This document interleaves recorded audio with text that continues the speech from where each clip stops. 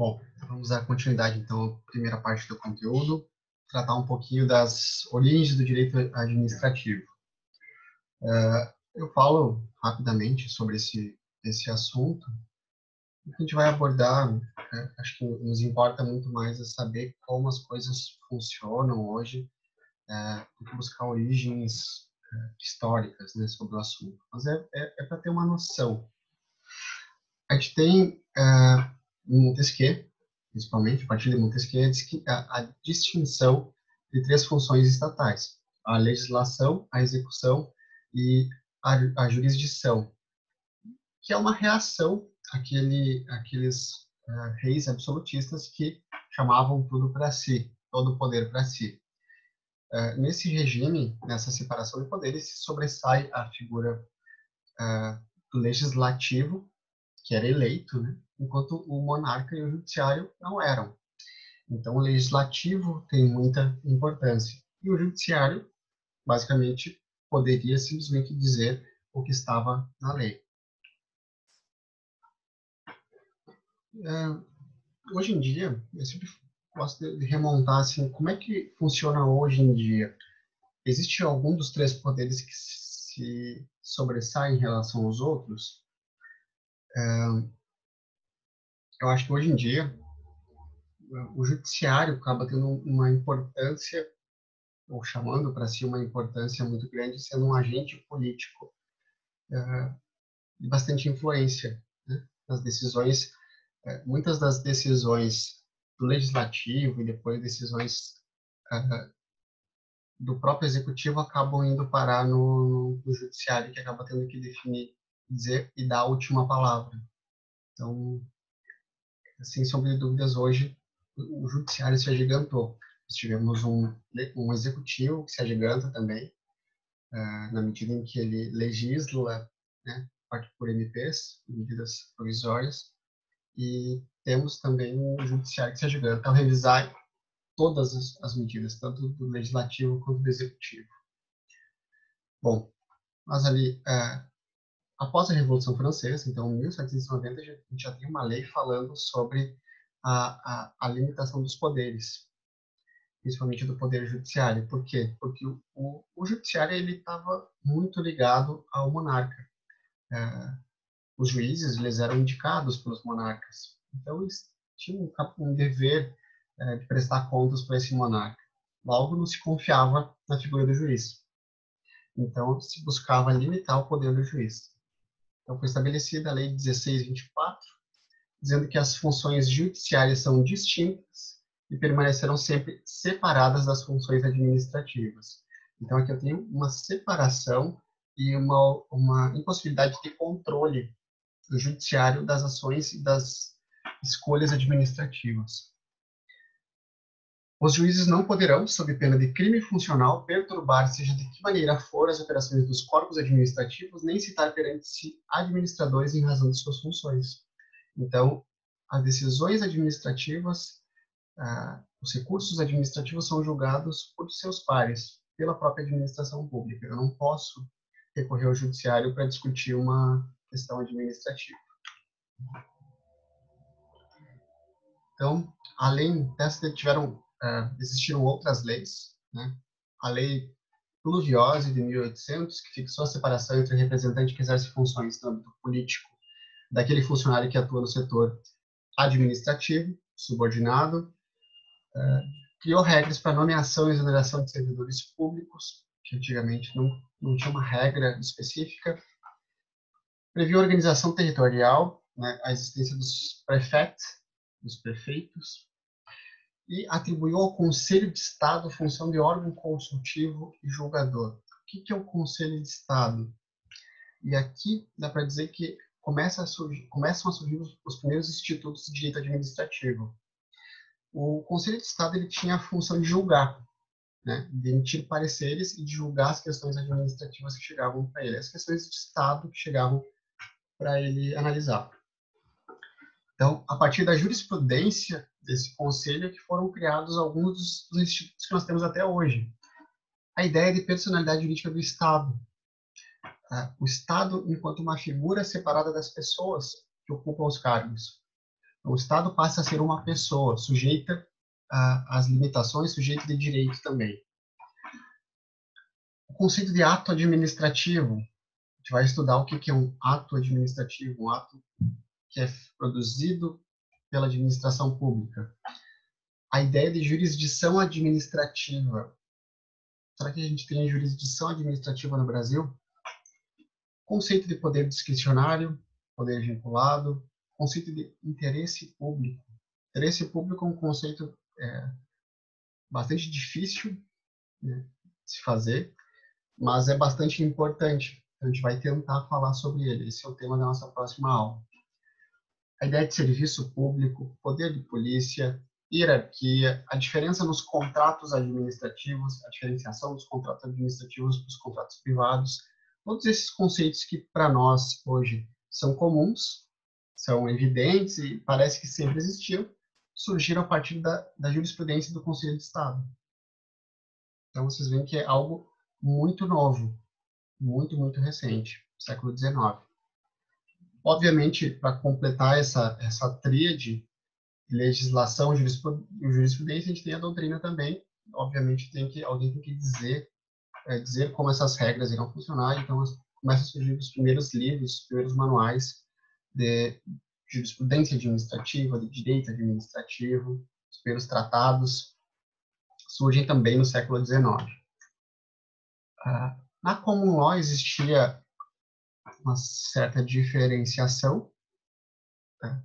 Porque os preceitos que regulam as estruturas privadas, eles são similares ao que regulam as relações entre os particulares e o Estado. Hoje em dia, isso já não é mais verdade, existe uma distinção maior entre o que é público e o que é privado, mas, na origem, eles eram muito similares. No Brasil, no século XIX, também começa a se discutir o que é direito administrativo, mas essas normas que começam a ser discutidas no Brasil, elas não eram invocadas, né, pelos particulares, não eram chamadas pelos particulares. Eram normas de organização interna da administração.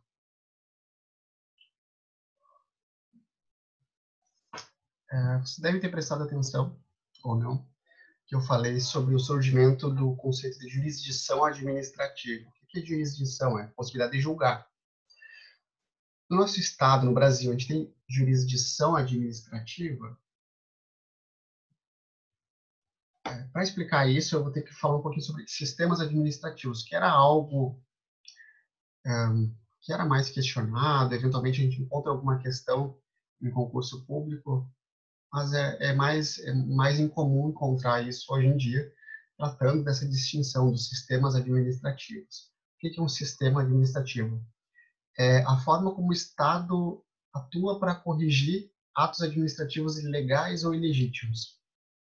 Eu tenho um problema com o Estado, eu entendo que algum ato administrativo, alguma ação do Estado foi ilegal, eu vou ter sistemas administrativos, uma forma de recorrer essa decisão. Os dois sistemas tradicionais são o sistema do contencioso administrativo e o sistema judiciário ou de jurisdição única. O contencioso administrativo é o sistema francês, sistema do administrador-juiz, ou seja, veda-se à justiça comum conhecer dos atos da administração. Então, eles ficam sujeitos unicamente à jurisdição deste contencioso. No caso do sistema francês, ao Conselho de Estado. O Conselho de Estado que fez aquela jurisprudência é um órgão administrativo e ele julga com força de coisa julgada. Eu não posso recorrer ao judiciário. E nós temos também o sistema judiciário ou de jurisdição única, chamado sistema inglês, em que toda controvérsia entre particular e administração vai se resolver perante o poder judiciário. Qual é o sistema que o Brasil adota? Nós adotamos um sistema semelhante ao sistema inglês. Todas as discussões podem ser levadas ao judiciário. Artigo 5º da Constituição, inciso 35. A lei não excluirá da apreciação do Poder Judiciário lesão ou ameaça a direito. Então, sistema de jurisdição única. Qualquer decisão administrativa fica sujeita à revisão judicial. Vocês sabem disso, a inafastabilidade, o princípio da inafastabilidade da jurisdição. sabe que eu não posso deixar dizer para alguém que ela não tem como discutir uma questão no judiciário. Existem exceções, obviamente. A justiça desportiva e o habeas data. Habeas data não é exatamente uma exceção, então eu já vou tratar. Mas a justiça desportiva está lá na Constituição. Artigo 217. O Poder Judiciário só admitirá ações relativas à disciplina e às competições desportivas após esgotarem-se as instâncias da justiça desportiva regulada em lei.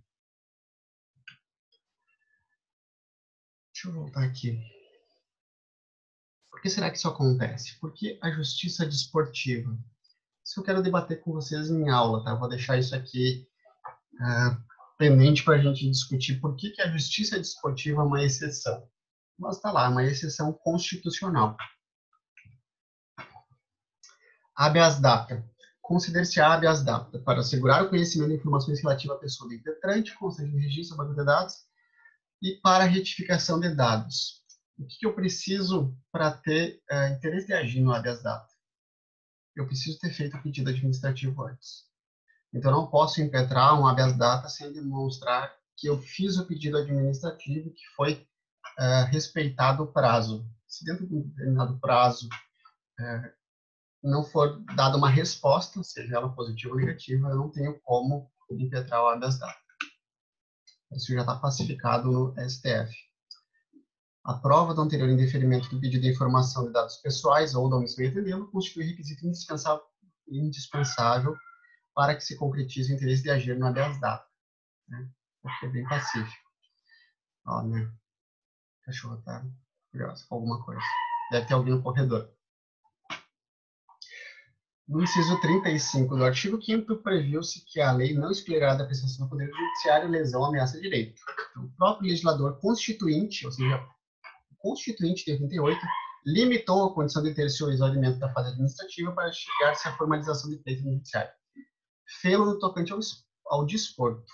Então, eu preciso esgotar a via administrativa. Não é que eu não possa discutir uma questão do futebol, uma questão de um esporte no judiciário, mas eu tenho que esgotar a via administrativa antes. Bom, esses dois assuntos eu vou tratar um pouquinho melhor na aula ao vivo para a gente discutir. Quais são as fontes do direito? Quais são as fontes do direito administrativo? Agora me lembrei que minha esposa foi buscar compras, chegaram as compras do mercado. Eu devia estar indo ajudar ela a guardar as compras, né? Eu já vou terminar a primeira aula, né? Qual a fonte primária do direito administrativo? Mas, como a gente não tem um código de direito administrativo, a fonte primária é a Constituição Federal. Ela vai ter algumas normas diretas, algumas normas concretas, mas toda a Constituição pode ser utilizada como fonte do direito público. Difícil de concentrar, né? Se eu estivesse na aula ao vivo, eu pedia licença e ela pegar ela. Aqui não vai dar para parar o vídeo, senão vou ter que começar outro. As constituições estaduais também têm diversas normas de direito público, direito administrativo local. Se vocês já fizeram ou pretendem fazer concursos estaduais, certamente vocês vão ter que estudar as normas da Constituição Estadual. Vocês já devem ter visto alguma coisa em direito constitucional sobre as constituições estaduais. Elas são, em grande parte, réplicas, né? Cópias das constituições federais, com as adaptações, principalmente na parte do direito administrativo, da estrutura administrativa, né? E é bem diferente a estrutura da União comparado com a estrutura dos estados. A lei, obviamente, é a fonte básica do direito, de onde se extrai todas as regras básicas do direito. A gente tem as MPs também, as medidas provisórias, os atos administrativos. Ato administrativo, a gente também vai estudar quando estudar esse conteúdo, a gente vai estudar os decretos, a diferença entre um decreto e a lei.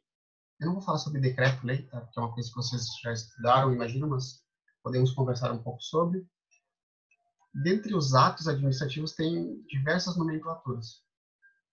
Pronto, agora alguém resolveu cortar a grama. Ai, não está sendo fácil. Temos a jurisprudência. Para quem atua em direito público, a jurisprudência tem uma enorme relevância, porque o direito ele muda muito, e principalmente a partir da constitucionalização do direito administrativo. A Constituição de 88 mudou muito o direito como um todo. Eu não posso simplesmente dizer que uma norma é, por exemplo, ela é legal, mas imoral. A jurisprudência vai dizer que muitas vezes não é assim que funciona.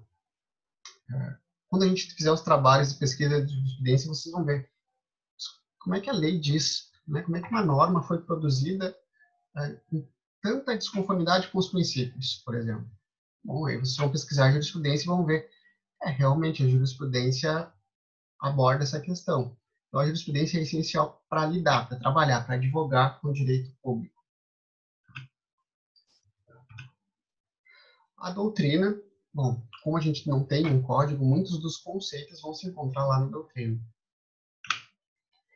E os costumes são vistos como de menor importância, né, no direito administrativo, afinal, costume é uma prática corriqueira que não gera necessariamente uma pretensão contra o Estado, por exemplo. Principalmente por causa do princípio da legalidade. Mas a gente tem que lembrar do princípio da proteção à confiança, que está lá inserido na segurança jurídica. Quando eu falar dos princípios, quando eu falar de segurança jurídica, eu vou falar novamente de proteção à confiança. Que tipo de confiança? É a confiança que eu deposito no Estado. Essa confiança precisa ser protegida. E por isso os costumes acabam tendo uma importância pontual.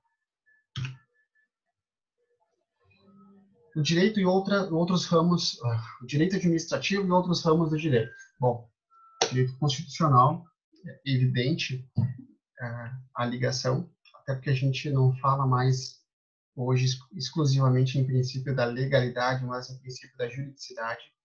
Quando nós tratarmos dos princípios e eu falar do princípio da legalidade, eu vou explicar essa distinção, mas já adiantando, juridicidade mais ampla. Engloba outros princípios. Aqui eu trouxe alguns exemplos de artigos da Constituição que abordam normas de direito administrativo. Grande parte desses a gente vai tratar neste semestre. Leis públicos, questão da organização político-administrativa, que é o que justifica, né? Eu já falei do poder de polícia dos estados, dos municípios para legislar sobre as restrições durante a pandemia, por exemplo. Regras de competência estão estabelecidas na Constituição, os princípios, no artigo 37. Direito processual. Bom, processo administrativo é uma espécie de direito do processo, então se aplicam de forma subsidiária as normas de direito processual. No novo CPC, a gente tem ali também essa, de forma clara, se aplica de forma supletiva e subsidiária ele, quando não existe norma. Por exemplo, a ordem cronológica dos julgamentos, o dever de cooperação processual, a ideia de uniformidade de jurisprudência administrativa também. Uma norma que é específica sobre processo que trata de direito público, que é bastante importante na prática, né, na prática diária. Quando vocês pegarem um processo de direito que envolve, do outro lado, uma figura de direito público, você tem que saber isso, que é o prazo. A União, Estados, Distrito Federal, municípios e respectivas autarquias e fundações que são de direito público vão gozar de prazo em dobro para todas as suas manifestações processuais. Antes existia uma diferenciação, ainda bem que acabou. Que alguns prazos eram em quádruplo, outros em dobro. Agora todos os prazos para manifestações do Estado são em dobro. Por quê? Basicamente porque o Estado ele promove a defesa do interesse da coletividade, do interesse público. Então, eu não posso perder um prazo se eu defendo o Estado e não posso ter o mesmo prazo do cidadão comum. Essa é basicamente a justificativa da existência do prazo em dobro. Todas as instituições que têm alguma característica pública têm prazo em dobro? Não, só esse rol aqui. Então, por exemplo, as empresas que têm personalidade jurídica de direito privado, empresas públicas que têm personalidade jurídica de direito privado, não tem prazo em dobro. Mas não se preocupe que quando a gente tratar da estrutura do direito administrativo, eu vou explicar quais tem e quais não tem. Direito penal, crimes contra a administração, responsabilidade penal dos servidores. Eu imagino que vocês já tenham visto alguma coisa em direito penal sobre isso. Direito tributário e financeiro. Bom, mas para atuar com direito tributário tem que entender processo administrativo, tem que entender direito público, as regras gerais do direito público e do direito administrativo são aplicáveis ao direito tributário. Então, qual é a distinção entre direito financeiro e direito tributário? Direito financeiro está ligado às próprias finanças públicas, ao uso interno, às normas de direito interno do Estado. Como eu vou gerir os recursos públicos? O direito tributário está ligado às relações entre o Estado e o particular, e o contribuinte, tá? Entre o Estado e o particular. E, obviamente, essas duas formas de conhecimento, essas duas disciplinas, estão extremamente ligadas ao direito administrativo. Direito civil. Trouxe só como exemplo algumas normas de direito civil. Quando a gente tratar de limitações à propriedade pelo Estado, vocês vão ver que é absolutamente imbricado o direito civil com o direito público. Mas, por exemplo, as pessoas jurídicas de direito público estão previstas lá no Código Civil. Os bens públicos estão previstos lá no Código Civil. Regras sobre o uso de propriedade, sobre construções, a responsabilidade civil do Estado, tudo isso é norma de direito civil. Então, não há uma distinção. Direito ambiental. A mesma ideia do direito tributário. São normas de direito público. Se eu for trabalhar com direito ambiental, eu tenho que conhecer direito administrativo, processo administrativo, conceito de poder de polícia, a ideia de sanções, quais sanções são lícitas, razoáveis, proporcionais, se observou o devido processo legal. Isso é tudo direito público. E o direito urbanístico, que atualmente é uma disciplina própria, um braço do direito público, do direito administrativo. São os instrumentos que ordenam a cidade. Basicamente, direito urbanístico são as normas de regulação da cidade. Então, o que pode fazer, o que não pode fazer, onde é que pode construir, que tamanho tem que ser as vias, enfim, condomínios, todas essas regras estão previstas lá no direito urbanístico. Sobre a ligação do direito administrativo com os três poderes, eu espero que já tenha ficado claro para vocês que a ligação maior do direito administrativo é com o poder executivo, porque ele que executa as funções do Estado. O que não significa dizer que não exista direito administrativo no poder legislativo e no poder judiciário, né? Toda a estrutura do poder público, do legislativo, as estruturas internas do legislativo, o ordenamento do poder judiciário, a estrutura, o funcionamento do poder judiciário são normas de direito administrativo. O judiciário tem a função, o princípio de julgar, mas como ele funciona é a partir de normas de direito público e de direito administrativo. Da mesma forma, a estrutura do legislativo. Eu trouxe exemplo de uma ordem de um juiz, que é uma ordem de direito administrativo, dizendo como organizar o serviço durante uma semana. Isso é direito administrativo, isso não é uma sentença. Por enquanto, é isso. Eu vou passar um trabalhinho para vocês e a gente discute na próxima aula. Até mais.